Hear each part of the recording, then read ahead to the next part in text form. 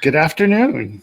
Good afternoon. This is John and Sarah from Two Doves, Bees and Gardens. Thanks for joining us today. Yeah, we wanted to share a few things. A couple of weeks ago, Sarah and I had the opportunity to go to the Homestead Festival in Columbia, Tennessee, with Rory Feek and a whole bunch of other people. There was a good number of people there. Thousands. And we wanted to share a little bit of our experience going there with you. Hopefully you'll enjoy. We got some clips from that, from our trip there, and a little excursion that we took while we were there, and some of our feelings and what we saw there. We just to share the experience with you. Well, Sarah and I are headed out to the Homestead Festival at Rory Feek's place, and we'll bring you along with us with some videos along the way. See you soon.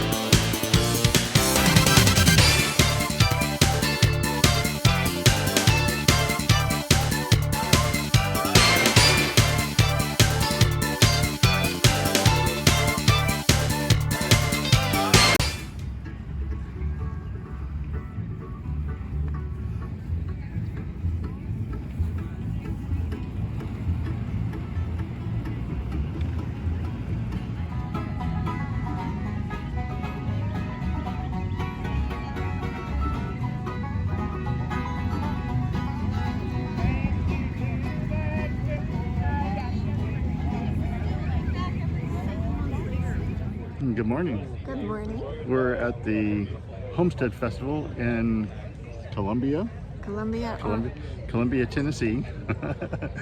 And we'll want to share a few video clips with you, share some of the experience, and we'll talk again soon.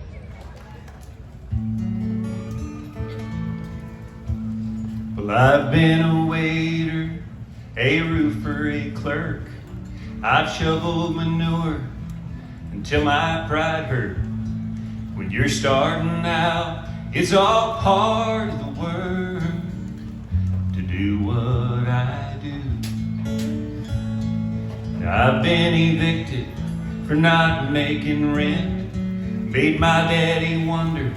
Come in are the ones that are resistant to the things where you are, that are ready for the water, the amount of water that you get. So What is this?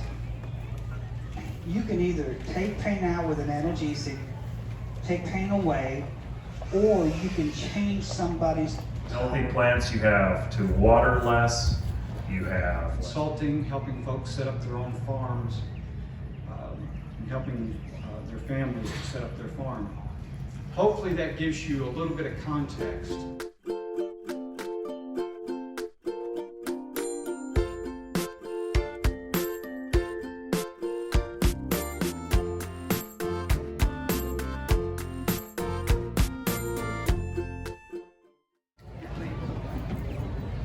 Any better? Can I put it better? Okay, excellent. All right. We had heard about the Homestead Festival in years past. I think this was the third year for it. I think you're right. And it's a bit of a drive. We are in North Texas, and Columbia, Tennessee is a good distance away, a couple of states. But we'd heard really good things about the festival. Some really good information.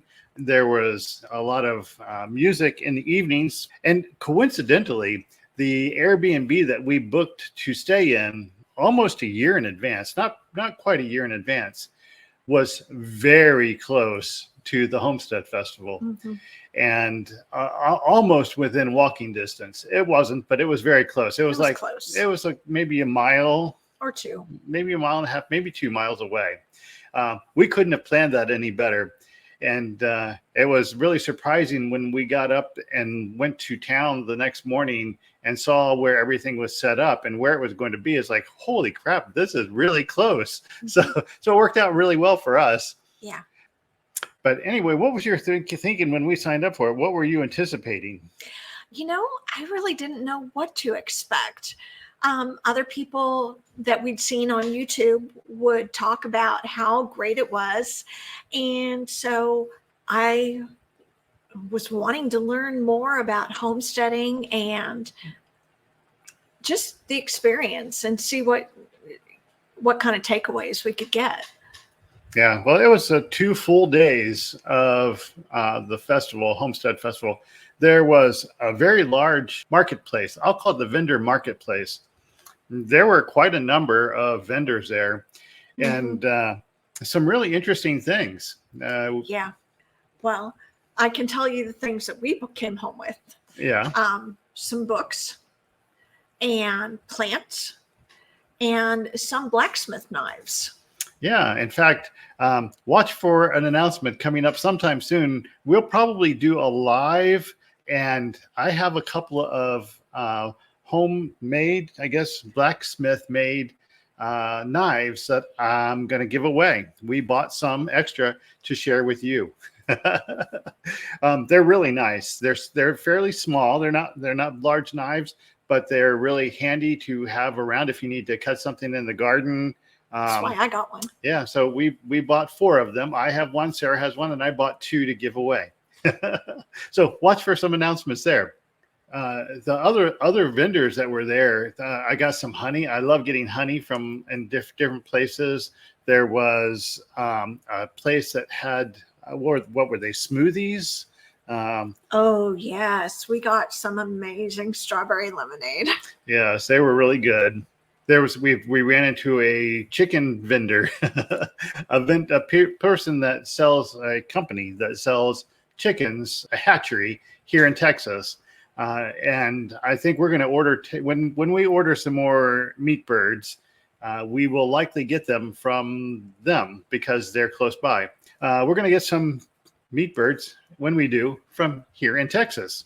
Marty Rainey was there, and I took the opportunity to go introduce myself along with Sarah, and got to go over and shake his hand and talk to him for just a minute or two. It was really hard to, because where he was when we went up to talk to him, there was a live band playing, and but we got to share a couple of minutes with him.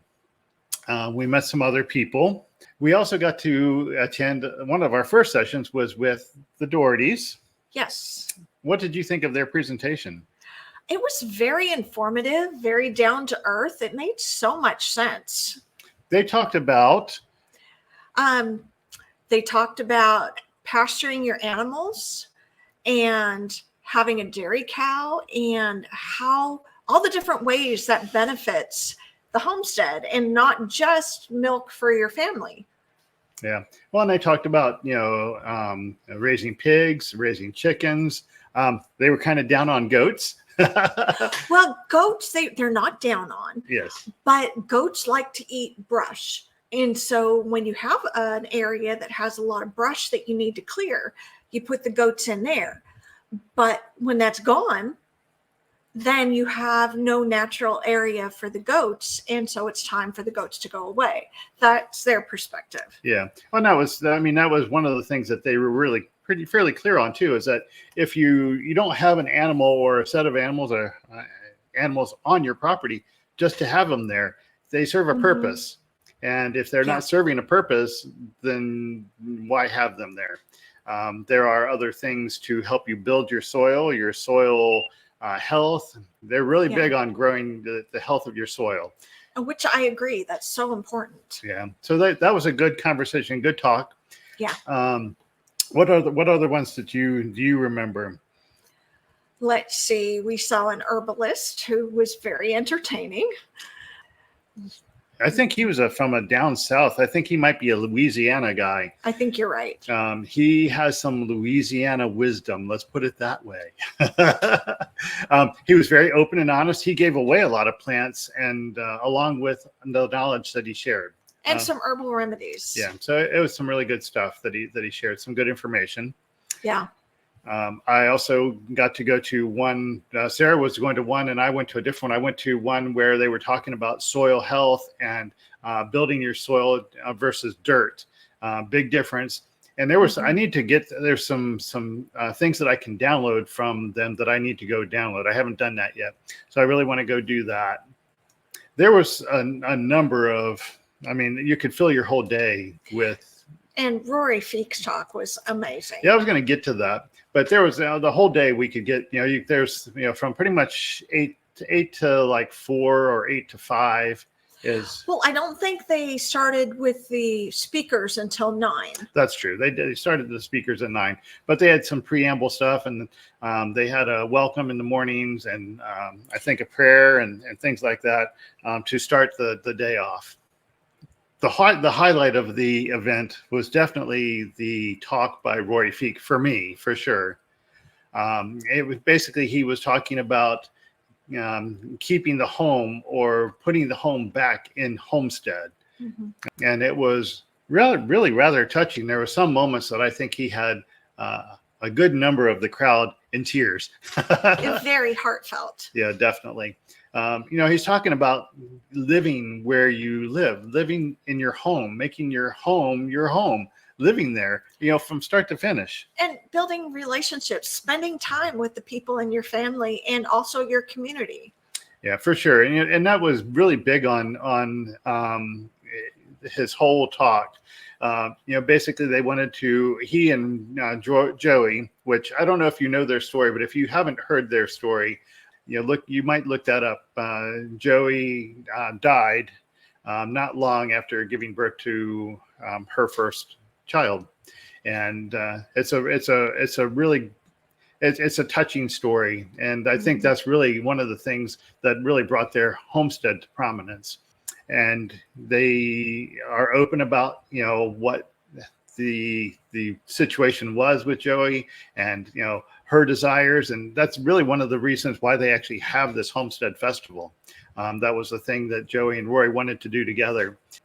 But certainly he had some excellent news to share, and not our thunder to give. So we don't want to, and I'm sure it's well known at this point, but he's getting remarried, and his little girl is going to have a mama. That's what she said. So that was really important. Really good stuff. So was there anything else that we wanted to talk about with the Homestead Festival? Oh my gosh. They had so many demonstrations. They had milking. They had a barn raising. They had how to process your animals. So much. I mean, you can't do everything. You really had to pick and choose what you wanted to go see or hear. Yeah, certainly. And there were some big name people there. I know Jill Winger was there. I know Sarah got to hear her talking about kitchen and what all was that? Cooking. Cooking on the homestead. Cooking on the homestead. And that was good. And some of the people we were looking to maybe meet up with, we never saw them. There were, like I said, there were thousands of people. So many people. So we didn't get to meet up with them, but that was Faithful Farmstead. We were looking forward to meeting up with them, but it goes on and life goes on, and the days were busy and full of people. If you have a chance to visit the Homestead Festival, we would suggest it. I mean, it's worth it. We would highly recommend it. If we lived closer, we would do it every year. Yeah, it was worth going. Not an every year type of event for us. We would love to see one closer to home. Yeah. And that's one of the things that, I was talking with Sarah, is like, there's no reason. Texas is so big, and there are so many people that are homesteading in Texas. We really need to find a group of people that we can do something with and set something up here in Texas. There's a lot of things. Obviously, Louisiana's close by, Oklahoma. There's no reason why we can't have a big homesteading event here closer to the south. Let's put it that way. A little adventure, the adventure, Cheekwood Gardens. Oh, yeah, that was fun. They have a lot of sculptures. Yeah, and the trolls were pretty amazing. Definitely very family friendly. Yeah, so Cheekwood was a really neat excursion that we took while we were there. We drove I'm up glad to we did that. Yeah, we drove up to Nashville, at least on the outskirts of Nashville, and visited there, and that was worth the trip. Hi, this is Sarah from Two Doves, Bees and Gardens, and we are here in a garden called Cheekwood.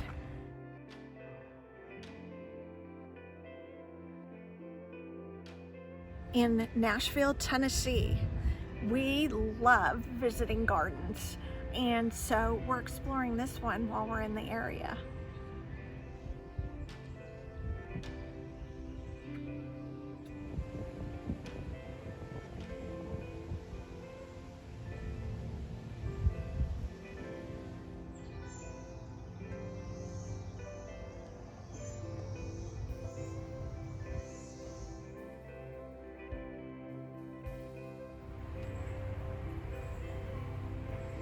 It's St. John's wort, and look at all the bees all over this.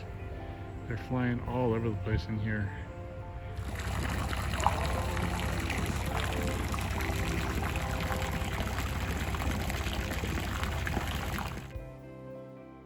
Back to the sunny side.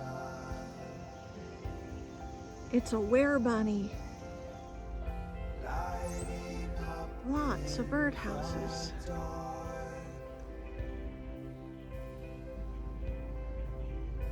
It started with a And here's more. Look at them all. all these roads lead And there's one.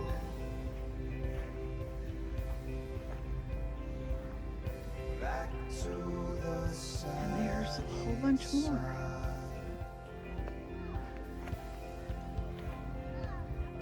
Lighting up in the And look at that. Lots of them. It started with a spark. And more.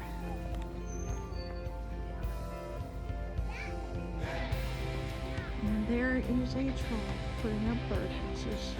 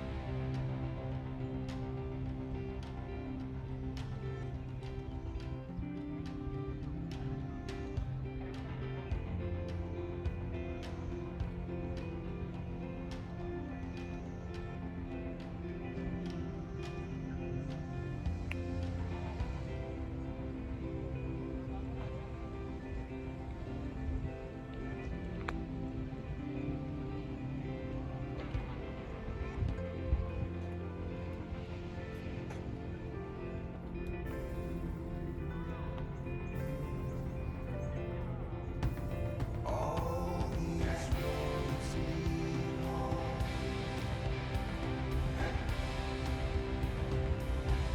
Back to the setting sun.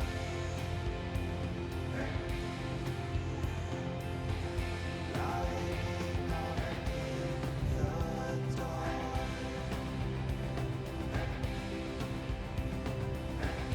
It started with a spark.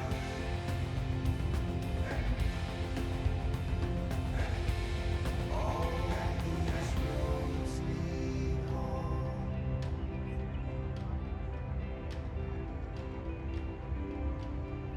Back to the setting sun.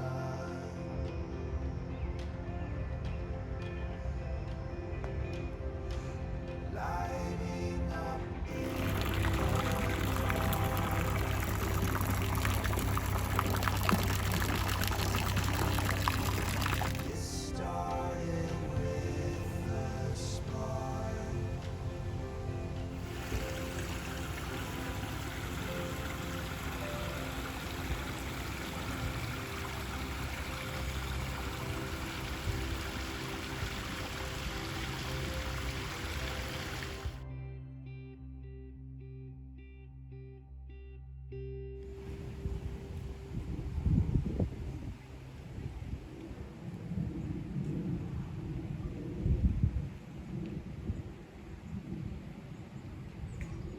So anyway, we hope you enjoyed this video, and we look forward to talking to you again soon. We have many more videos that we need to work on. We've got so many ideas and so many things that we've already started. Yeah, we were delayed in getting things out because an unexpected thing we brought home from the Homestead Festival was a cold. Yeah, I ended up getting a cold when I first got back, probably a couple days after, and I tried my best not to give it to Sarah, but she got it anyway. And I think it hit her a little harder than it did me. I think so. And so, and not followed by almost immediately by summer. Summer has hit, and it's been near 100 degrees every day for a while. Couple weeks. Yeah, and the feels like temperature is actually up near 108, 109, 110 or more. So it's very hot, and we only can get out in the morning, and we spend all of our time taking care of the garden. It's still in the heat of summer. It's still producing very well. Yeah. It's like each year our garden gets better. And our water situation, we are now out of our rainwater from our rainwater catchment. Yep. So almost 1,500 gallons total with our blue barrels and our big IBC totes. There, it's pretty much empty. We discovered it will last about 3 weeks. Yeah, so about 3 weeks worth of rainwater based on the size of our garden at this point. And as the garden grows, that amount of time that rainwater lasts diminishes. So yeah, we'll be looking at different options for the future. For sure. And we harvested so much in the spring, and we want to share some of the things and some of the amount, the weight. Sarah's been weighing our produce as we've been collecting it from the garden, and we want to share that. Yeah, I wanted to see how much are we actually getting. And some things, like we had pounds of blueberries grown here in North Texas in our garden. and once the birds found a way to get through our netting, our harvest, what we got to take, diminished greatly.